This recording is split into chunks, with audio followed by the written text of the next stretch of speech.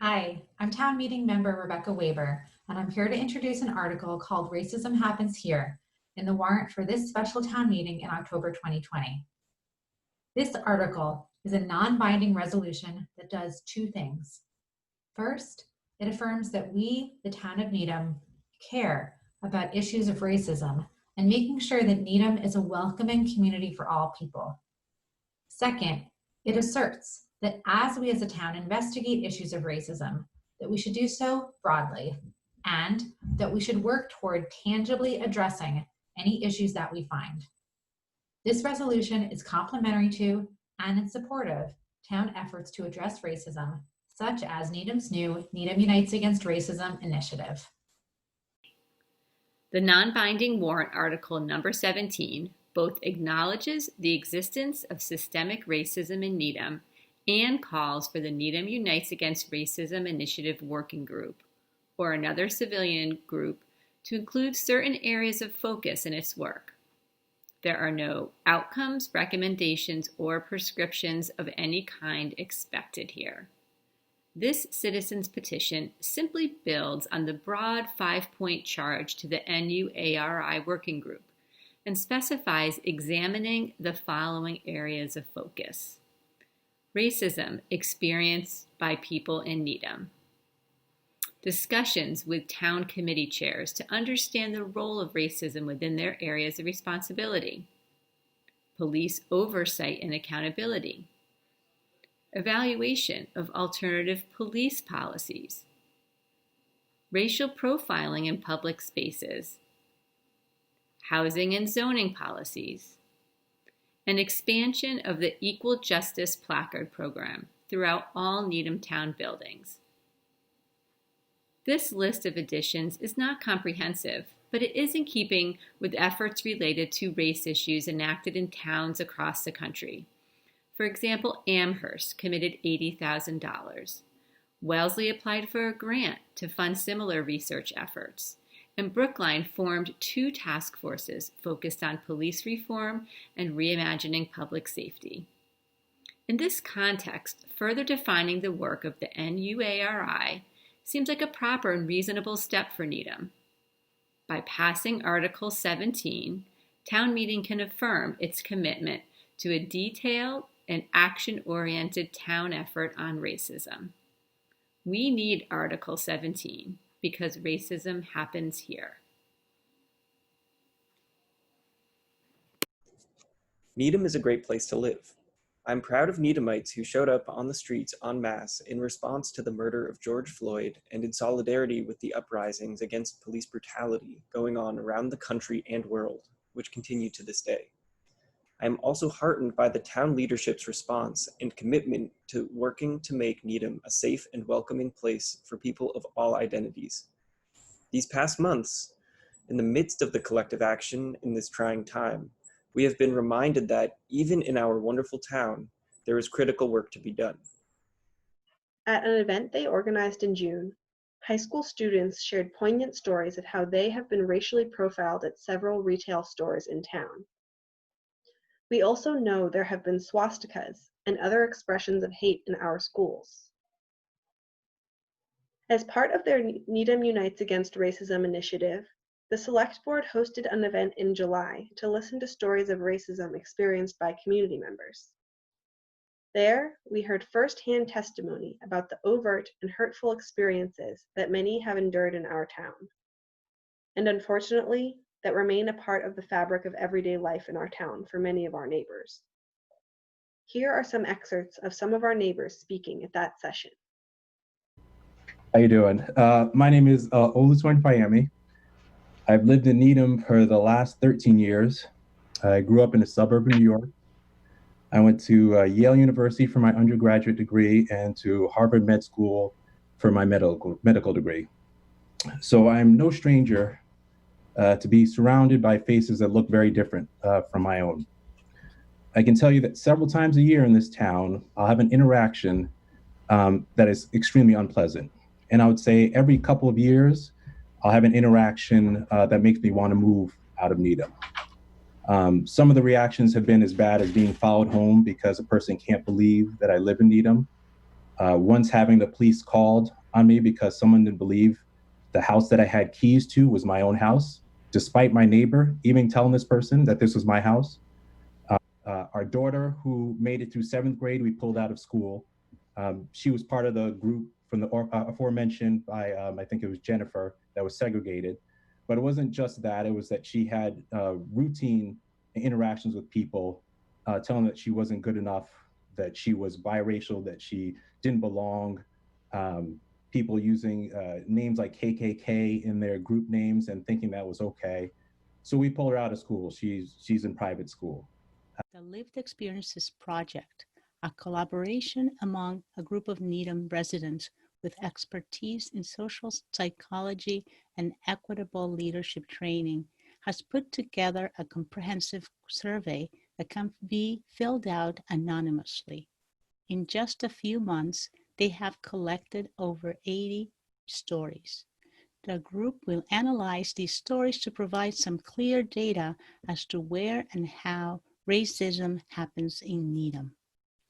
Here are a couple of testimonies collected so far, with permission to share anonymously.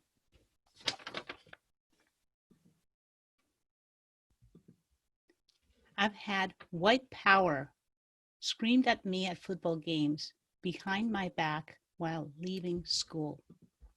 I've had silver pickup trucks scream, "Get out of my town," as I walk home late at night after work to the house I've lived in since I was 6 years old. Our nanny routinely waited at the bus stop to pick up my daughter from school with our infant son in the back seat of her car. One day, a cop stopped by as someone had called the police on a brown woman with a brown baby in the back seat receiving a brown kid from a school bus. The policeman was polite, and that was that. Then her car was hit by a BB gun 3 days in a row. On the 4th day, her rear window was shattered, with our son in the back seat. Luckily, they were not hurt. We changed our bus stop so she would not be exposed to that danger again. Needham has also had race-based problems regarding policing. In January, a man named Marvin Henry was racially profiled at CVS in Needham Highlands by an employee who accused him of shoplifting. 4 members of the Needham Police Department handcuffed Mr. Henry, leaving him on the sidewalk outside of Starbucks for over half an hour with no explanation. Marvin Henry had a receipt for his purchases, and he said so, and he was ignored because his actual crime was being black in Needham. This incident raised alarm in many community members regarding how and what our police force does regarding its use of force policies and racial bias awareness in their practices. According to the Needham Police Department's use of force policy, handcuffs are required for use with all prisoners, but they do not qualify as force, despite the potential to cause serious physical damage to the restrained person. There's also the social embarrassment of being held in handcuffs in public view. Shortly after Mr. Henry came forward with allegations of mistreatment by the Needham Police Department, they quietly dropped him as a suspect. The town has hired an independent investigator to determine whether this incident constitutes racial profiling and mistreatment by the Needham Police Department. And meanwhile, Mr. Henry waits in limbo, with his name still falsely connected with the shoplifting event in the police report on public record. We also know that racism exists in the structures of our systems, often as a holdover from previous explicitly racist policy, the effects of which persist today, perpetuated by the status quo. A look at the racial demographic breakdown of the greater Boston area shows severe segregation, and this was no accident. Both redlining, a practice in the mid-20th century by which banks refused to approve mortgage loans for people in certain neighborhoods deemed high risk, mainly due to the racial composition of the neighborhood, and single-family zoning, which sets a prohibitive financial barrier to entry, have influenced who can move to our town and the very nature of Needham culture.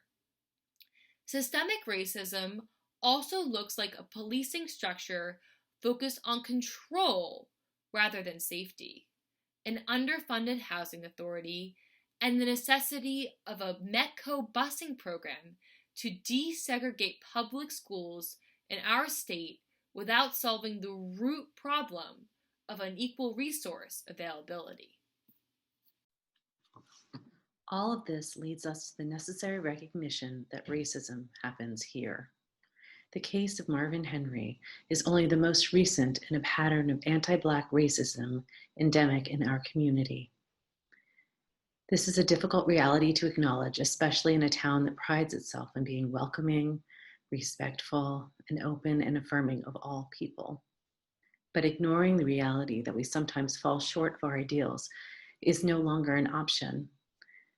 We all, as individuals, have a responsibility to do the inner work by examining our own unconscious biases and tacit acceptances of a racist status quo, and the ways in which we intervene or fail to, where BIPOC are disproportionately affected by poverty, over-policing, physical and mental health elements, and more.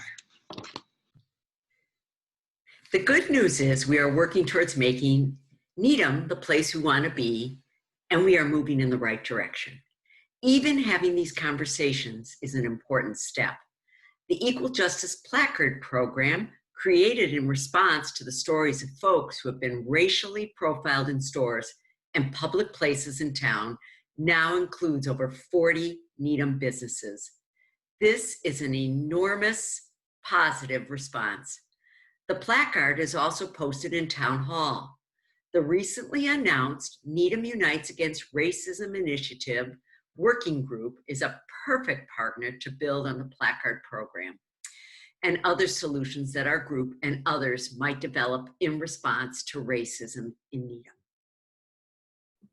This is bigger than us. This is an opportunity to gather the data through a broad examination of racism in our town so that, based on facts, we can activate our imaginations, envision what true community safety would look like. This is an opportunity to look at our town and our region as a microcosm of a country that continues to directly and systemically harm Black, Indigenous, people of color, and to make adjustments to move forward towards justice. It will take individual actions like ours in every town across the country to realize this. We showed up to the vigils. We put Black Lives Matter signs on our lawn. Now it's time to ask ourselves, what does real change look like? How do we move beyond the performative to the sustained, the substantial? This article asks our town to undertake the important work of evaluating how Needham can become an even more peaceful, welcoming, and inclusive town, and proposing those solutions. By voting to pass this warrant article at town meeting, our town meeting members, who represent the voice of our small town, can step up to state that we believe racism is a serious issue in our community. We can acknowledge as a town and a community that we will prioritize taking steps toward remedying it. This vote will affirm town meeting support of the Needham Unites Against Racism initiative and encourage the working group established by the Needham Select Board to broadly investigate where systemic racism exists in our town and propose some tangible, proactive policy and budgetary changes to dismantle systemic racism and to improve the quality of life in Needham for all residents, workers, students, and visitors. This warrant article promotes leadership, action, and accountability for real change.